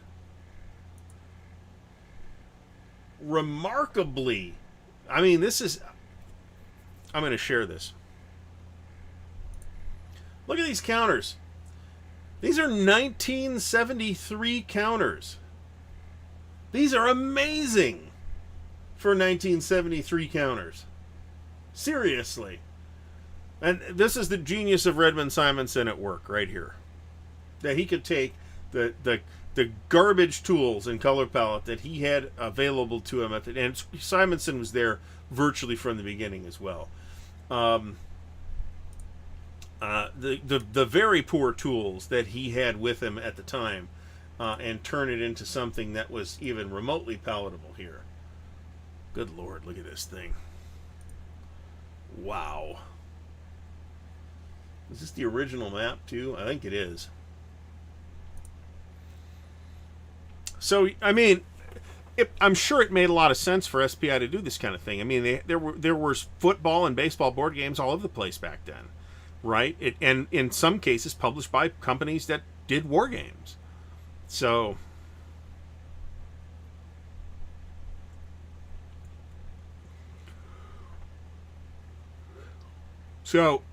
it was a magazine game, but it was published in a flat too. Most of the magazine games, I don't know about all of them, but most of the magazine games did show up in a flat tray at some point. A few of them showed up in a box as well, but not very many. And they another thing that I think gets forgotten a lot is that you could also save $1 or $2 on your SPI or direct order and order games in Ziploc bags. I almost never see these games passed around in Ziploc bags anymore.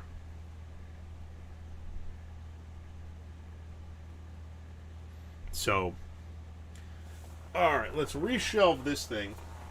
I should have busted out I have a few flats waiting for the sale. I could have busted those out and shown them off. I sort of did. Frederick the Great is the one I'm keeping out of that selection, and it's unpunched too. The tray is not in great shape. And then of course I have one of my it's not really a Grail game, but Outreach, which is an Irad Hardy game, which is a brilliant game that I had back in the day. And this one I didn't get rid of on purpose. It was lost in a flood. It wasn't even lost in a flood. It was just lost to mold. It was just in a bad basement. Avalon Hill had tons of sports games on hockey and baseball and basketball. They had multiple basketball games. They had a college basketball game plus pro basketball games. I mean, they did, and Pater. They did tons of stuff. They did wrestling. I mean, tons and tons of sports games back in the day. Now, I don't know about 1973 specifically. I think at least some of those date after 1973, but I could be wrong about that too.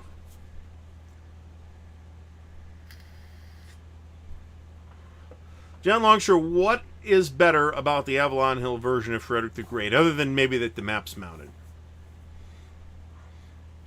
Because I don't know that the counters are any nicer, particularly.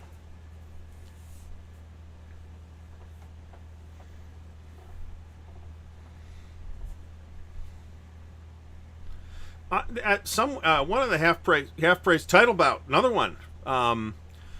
One of the half price books around here had a copy of Status Pro Football not that long ago, and I almost bought it, but they wanted like $50 for it. I'm like, no, we're not doing that for a beat up old copy of Status Pro Football. People are on dope. All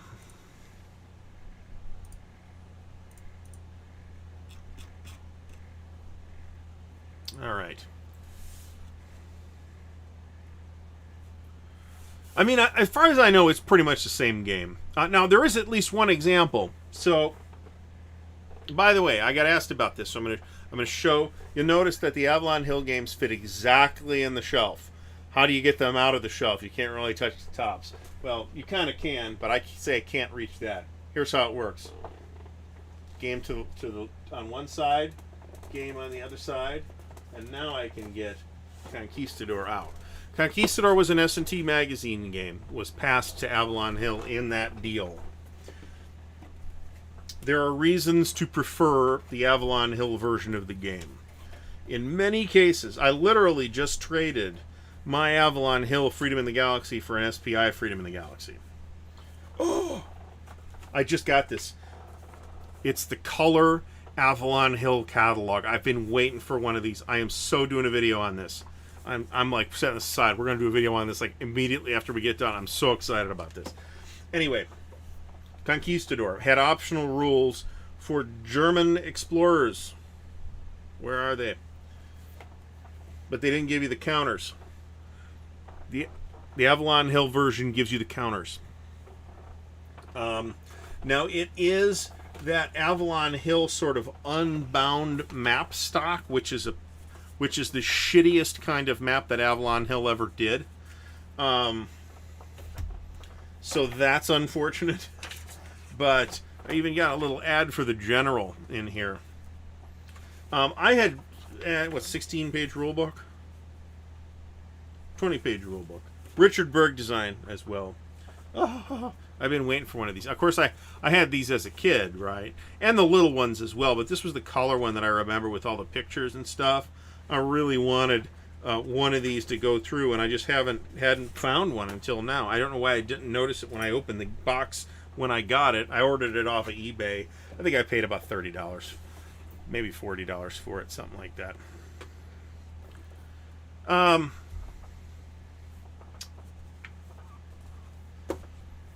The Great Tree mentions ugly maps and counters. He mentions Avalanche Press. I won't argue with that. Generally speaking, Avalanche Press has done decent counters. Not always attractive maps. And their boxes tend to look very amateurish, in my opinion. Not in every case, but in a lot of cases. All right, so giveaway time. Do not put your numbers in yet. Let me type in here. Go there. The giveaway. Coalition. The Napoleonic Wars, 1805 to 1815. I keep leaning the wrong way. This is from Compass Games. It is from designer Javier Garcia de Gabiola. This is a pretty recent release. It is a card-driven game. I actually saw some video on this not too long ago, and it looks quite neat. I do not have space for it, so Coalition can be in your greedy little hands very soon. Same deal as before. When I give the order, and not before, start putting your numbers in. And if you are not in the U.S., I will ask you to help with shipping. As an example, the package I shipped to Canada cost about $44, $45 to ship to Canada. So I split that with the recipient 50-50, which he found amenable, and I found outrageous, but it costs what it costs. So it wasn't too bad, right? So go ahead and put your numbers in, 1 to 100, if you are interested in Coalition from Compass Games. Oh, we're totally going through this catalog. And all the complexity ratings are in here too, man. Also, John, if I don't have to ship it to the Philippines, that would be okay. I'm just saying. Oh, glorious. Just glorious. All the stuff is in here. Alexander. Caesar's Legions. Games that I would never consider playing, like Tactics 2. All in the flats. So yeah, we'll totally do a video on the game catalog. Not right after this, because I've got that table's cluttered up. You can't see that right now. But I'm afraid that shipping to Canada does in fact suck. I apologize for that, but right, don't complain to me. I did not set the rates. And I go with the somewhat cost saving prices on pirate ship too. All right, we're going to cut off in about 60 seconds here, so get your numbers in now if you would like to win Coalition, the Napoleonic Wars. Very attractive map too. The map reminds me of the map from Napoleon against, damn it, Lair. The map reminds me of the map from Napoleon against Europe from Hexasim, and being compared to a Hexasim map. Oh, that's true, John. I'll be happy to. Well, you have it already, so we're not worried about it. But at least you have an option. You have your broker in California or Oregon. Lind, thanks for stopping by. And if I haven't said it in a while, Jeff Anderson says 8675309. If you win, I will ship it to Jenny. All right, I'm cutting it off. New Jersey, we don't ship to New Jersey around here. All right, I'm rolling the number. The number is 71. Let's see if anybody. We've been lucky in that we got both numbers.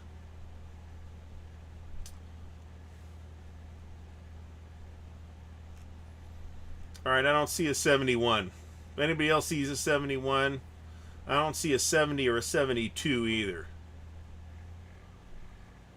I see 75s and 76s. I see a 75 from Nevis Cube.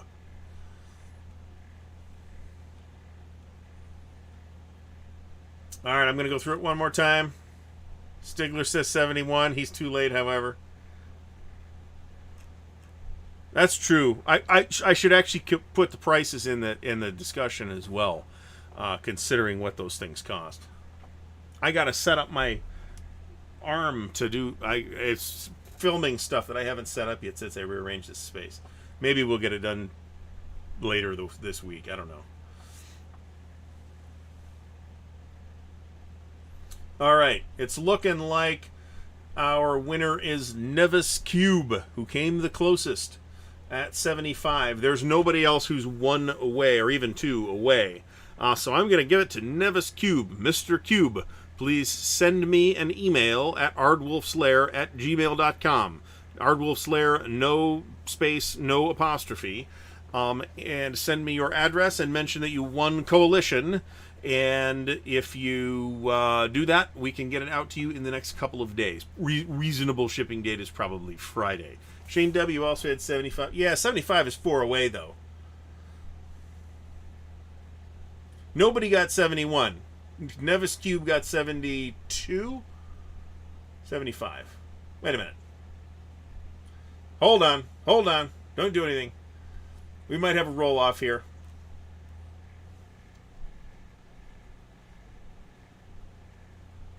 Matthew Palmer has 76. Fast Hines has 76. Shane W. has 75. So we have two 75s. I got to automate this. This is bullshit. All right, so 75 is 4 away. And Scott B. all had 67. All right, we're going to re-roll. Nobody hit the number exactly. 60. Look at this. 67. How about that? Did anybody else have 67?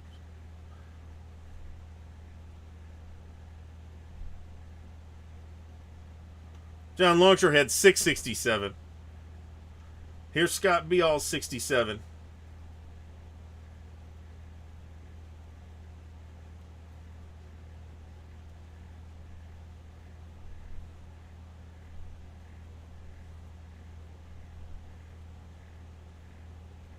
Yes, Roy has 69, but but we had it dead on the nose. On the second roll, we had dead on the nose from Scott B. all. Scott, have you won something already? I didn't think you had. If you have not, send me an email at ardwulfslair@gmail.com. I said ardwulfslair@wordpress.com for so many years that I always want to say it. 67 comes away with it. Somebody does not. We have not hit the 69. I mean, come on, guys. We're all grown-ups here, right? Aren't we all grown-ups here? Anyway, Napoleonic goodness to Mr. Beal. So thanks everybody for helping with the effort in identifying this thing. I'm sure there's some kind of stream plug-in to do it, but I'm way not organized enough to do that. At least not this time. And hopefully by next time there's a giveaway, we can do something slightly different. Next time, actually, there might be a trivia question based giveaways. And I know people can look it up on the internet now, but speed's a factor too. All right, and then when you go to put it back on the shelf, pull the two adjacent games out.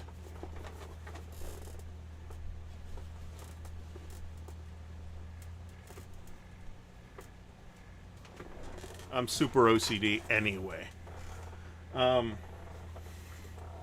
also don't like to put wedge games in the top like that. I do sometimes, like I got this little business right here, just because these are two tiny games. Do we have another tiny game down here? Somewhere there's a copy of Battle Line. I don't know where that is. All right, so congrats to Scott.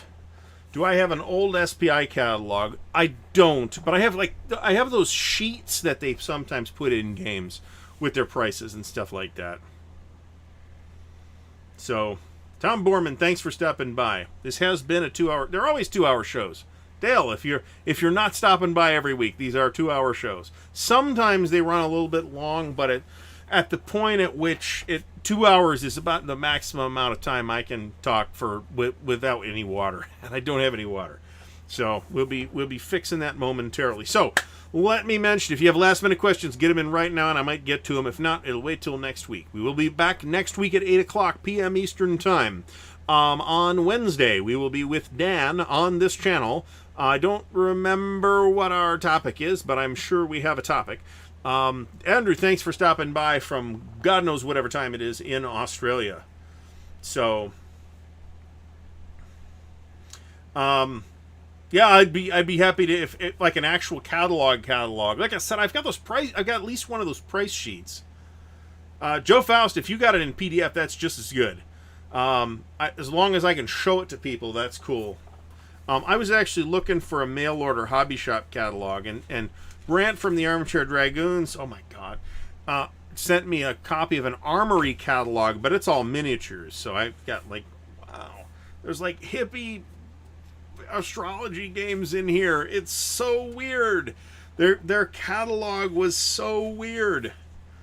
Some of these weird oddball games look neat, actually, to be honest. So Robert Moffat from Gettysburg. Dale Brady asks, which SPI games should you pick up? Different people will tell you different things. I'm going to tell you, obviously they're all out of print. I'm going to tell you a recommendation that you can get a mint condition. If you go to eBay right now and look for this game, you will probably see a copy of it for $100. Don't pay that. Don't pay more than $30 or $40 for it. S&T number, I forget what the number is. The game is Sicily Race to Messina. It is one of the original 3 magazine Victory in the West games. It is very highly regarded even today. It's very late SPI. The map is stunningly attractive, I think, even by modern standards. And I think the game system holds up really, really well. So if I had to make you an offer, which is, be Mr. Funny Guy and say, oh, campaign for North Africa. Yeah, it's like $600 if somebody takes a dump in the box. So, no, we can't do that. But Sicily Triumph and Folly is a game that I think you can get lots of enjoyment out of and can be had for a very reasonable price. So, Sicily Race to Messina. It's at S&T number 89, I think, something like that, 89 or 90. It's one of the last half dozen that SPI did. The last one they did was Monmouth, which was 91. So, all right. So, if I haven't mentioned it, here next week we will be at 8 p.m. Eastern. Wednesday we'll be with Dan at 6:30 p.m. Eastern. I think 8 a.m. on Thursday we have the unboxing video of Bucephalus. Was Alexander the Great's horse, wasn't it? We have the unboxing video for Hanut. Fast Time says S&T 89, so we did get it right after all. And then, of course, we'll be back here next week. So I would like to thank everybody who has tuned in, and especially the people who have put up with the first minute and a half. I will be going back to the stream to try and do some troubleshooting. We're still trying to make technical improvements behind the scenes. We're back solely on YouTube now. We're not streaming this stream. I'll eventually do something else on Twitch, which didn't happen over the weekend, by the way. But I didn't get as much done over the weekend as I wanted to in any respect. So we're gradually making little fiddly changes to this, but we got it working on YouTube again, and I'm not messing with it. So we'll see what happens for next week. So again, I would like to thank everybody for watching. If you would like to support the channel, please do me the favor of checking out things like the merch store and the Patreon and the Ko-Fi, all of which are linked in the video description. Don't forget to check out this week's Channel of the Week, which is Tony's Board Life, and please check out 6 Actual, which was last week's Channel of the Week. If I didn't mention it, maybe I'll go and find the link. Everything went wrong last week. I had minor technical issues this week, nothing like last week.